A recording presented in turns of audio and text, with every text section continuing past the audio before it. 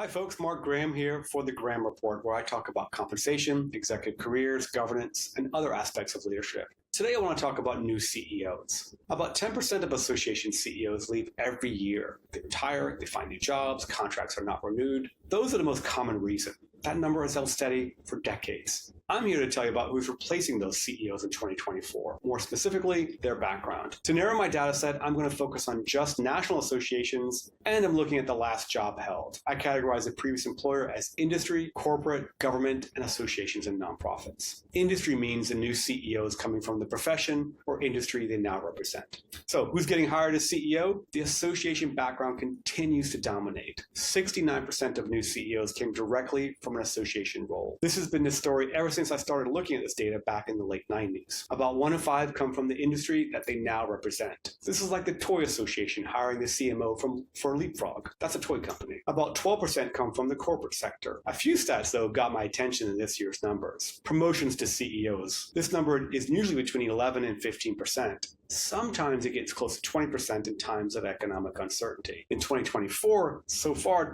23% of new CEOs were promoted to the top job. That's really high, and I plan to follow up on why that's happening. 41% of new CEOs are women, but what you should be asking yourself is how many were women before? Well, I'm glad you asked. About 1/3 of these jobs were held by women before, so we're heading in the right direction. The last stat, 9% of new CEOs at national associations are named Mike or Michael. That's weird, right? There's a lot more data to report on these new CEOs, but my minute is up. I'll pick this up again on a future report.